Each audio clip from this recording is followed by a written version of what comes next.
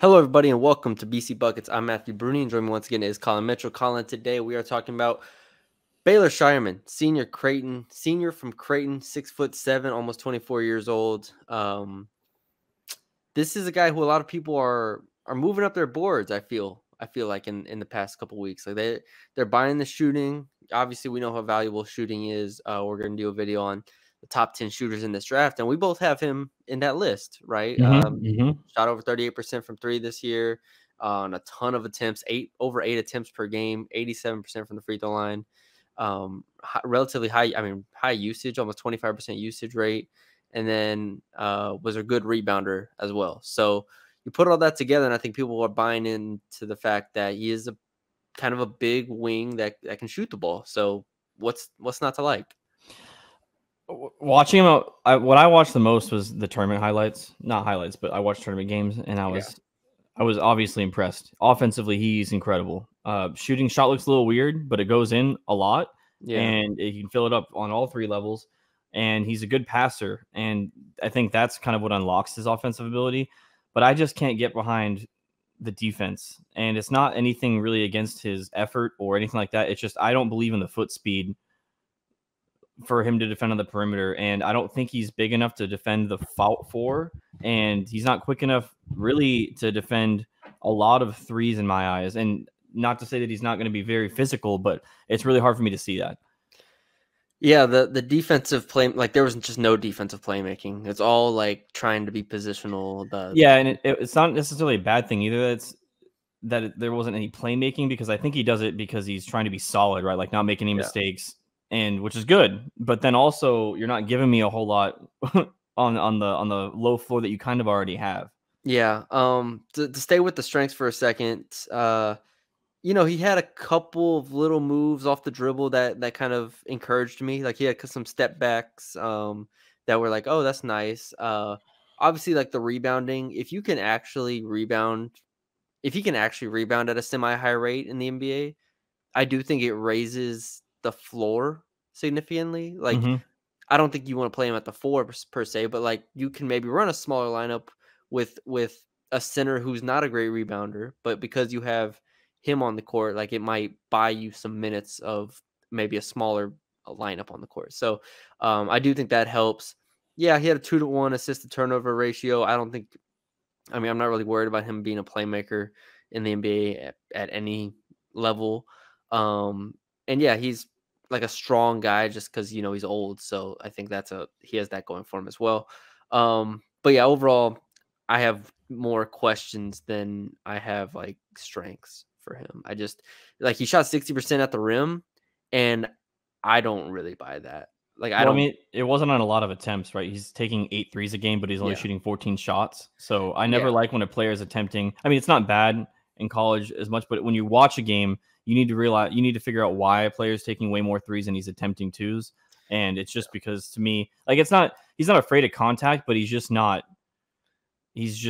well, he can't get by his guy. Like he doesn't have the exactly. wiggle off he doesn't have the moves off the dribble to really like shake anybody. He's not super quick. He is patient, and he can like use a lot of pump fakes and stuff to get defenders out of position, which is good. We've seen that work before. I think Jaime Jaquez last year was kind of similar in that way, where we were like, hey, he's not going to get a shot off because he's slow, yada yada yada.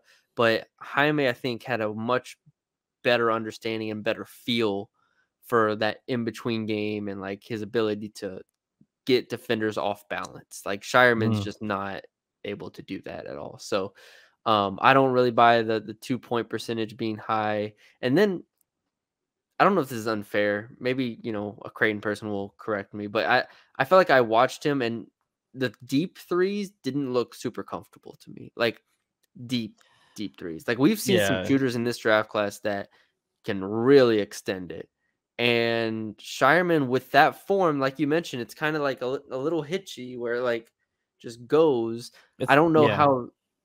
I think, was it him? Oh, I don't want to put out a wrong stat, but like I think it was him who. No, it wasn't him. I was gonna say someone. I saw a stat of someone who was just shooting corner threes. I got to find who that was. It wasn't him though. Okay. But basically, I just don't know about like extending the range past the 3-point line, NBA 3-point line, which obviously we know is very, very valuable in today's NBA, and I don't really see that. So Yeah, and for his shot, main thing outside of the kind of weird release is kind of I don't like how when he's not contested, he doesn't get a lot of elevation, and then when he is contested, it kind of forces him to have to change it up. So it's not that it's not super repeatable. It's that you have two different kinds of shots and two different types of scenarios. yeah, And so I didn't really like that much. that's a good point. But I mean, again, like McCullough, really good college player. I think he's better college player, better NBA prospect. It's just defense is where it gets me. All right, Defense. so my comps, I have 2 comps here, and I like one of them a lot, but there's a caveat with it. So Sam Hauser, we just watched win an NBA championship as like a fairly valuable like 8th man or 7th or 8th man in the rotation. The problem is Sam Hauser was an even better shooting prospect than Baylor Scheierman. Sam Hauser had like 2 or 3 straight years where he was shooting like 41, 42% from 3. Like can't miss shooting prospect. Scheierman doesn't feel on that level. Like neither one of us has him as like a top 5 shooter in this draft class, right? Like no. So it's like he's a very, very good shooting prospect, but he's not at the top tier like Hauser was.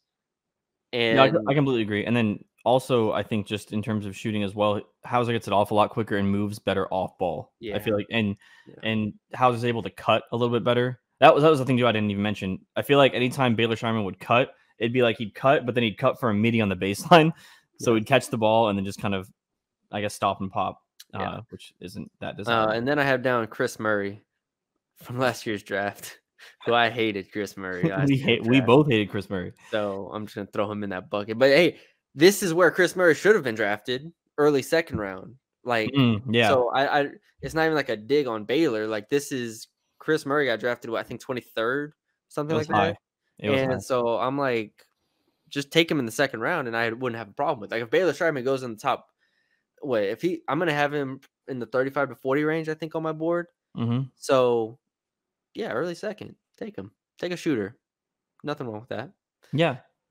All right. Oh, do you have anything else? No. All right. That's all we got for y'all today. Hope y'all enjoyed the video. Leave us a like, comment, share, and subscribe if you haven't already, and we will talk to y'all later.